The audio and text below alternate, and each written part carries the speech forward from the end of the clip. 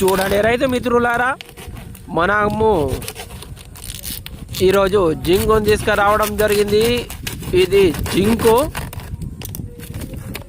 వరి నారు మడిలో మనము స్ప్రే చేయడానికి కొరకు జింకును తీసుకురావడం జరిగింది. ఇది ఉత్తమ్ కంపెనీ వారి జింకు.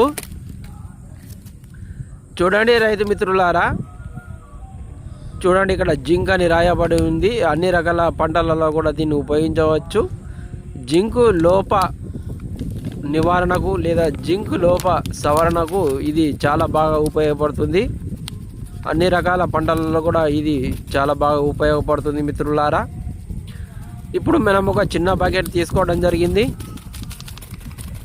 ఈ బకెట్లో మనము జింకును వేస్తున్నాను మిత్రులారా. చూడవచ్చు మీరు, ఈ విధంగా ఒక చిన్న బకెట్ తీసుకొని ఆ బకెట్లో మనము జింకును వేయడం జరుగుతుంది మిత్రులారా.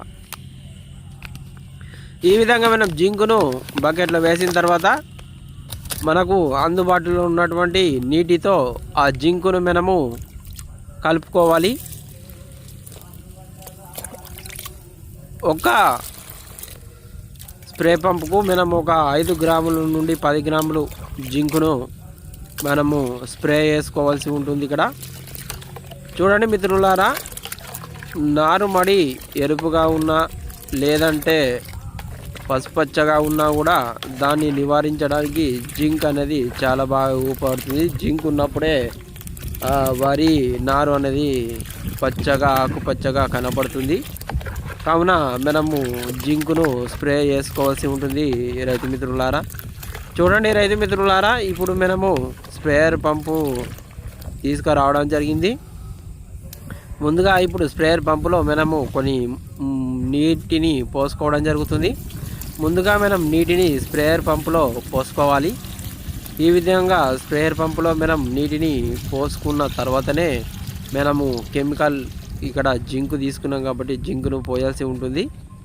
ఎందుకంటే మనం ముందుగా కెమికల్ పోసినట్లయితే అక్కడ స్ప్రేయర్ పంపులో హోల్స్ అనేది మూసుకుపోవడం జరుగుతుంది. కాబట్టి స్ప్రేయర్ పంప్ హోల్స్ మూసుకుపోకుండా ఉండడానికి కొరకు ముందుగా మనము నీటిని పోసి ఇప్పుడు జింకును మనము ఆ స్ప్రేయర్ పంప్లో పోయడం జరుగుతుంది రైతు మిత్రులారా.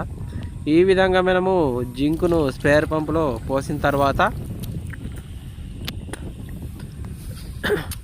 ఇక మనము ఈ స్ప్రేయర్ పంపులో నీటిని నింపాల్సి ఉంటుంది.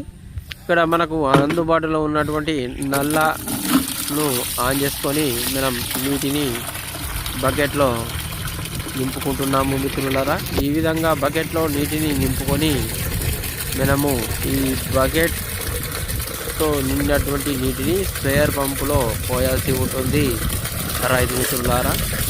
చూడండి రైతు మిత్రులారా, ఇప్పుడు మనము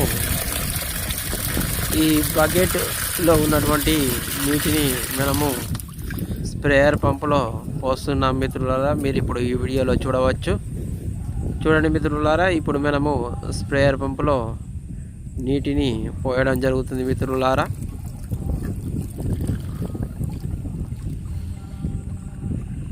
మనము జింకును స్ప్రేయర్ పంపులో పోసిన తర్వాత స్ప్రేయర్ పంపులో బకెట్ సహాయంతో నీటిని పోయడం జరుగుతుంది.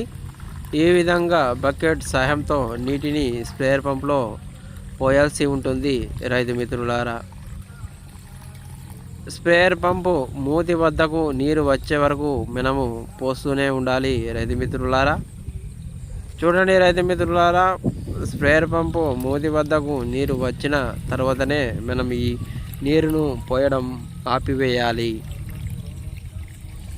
ఈ విధంగా మన స్ప్రేయర్ పంపులో నీటిని పోసుకొని తర్వాత మనము ఆ స్ప్రేయర్ పంపు క్యాప్ను బిగించుకొని నారుమడిలో మనము ఈ జింకు ధాతు లోప నివారణ కొరకు దీన్ని స్ప్రే చేయాల్సి ఉంటుంది రైతు మిత్రులారా.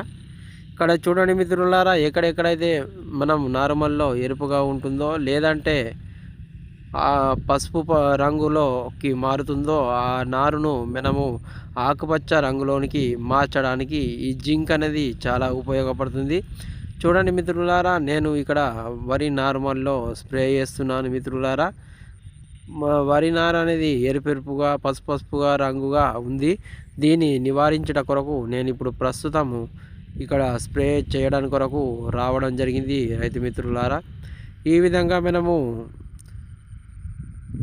నారుమడిలో ఉన్నటువంటి జింక్ లోప నివారణను చేసుకోవడం జరుగుతుంది.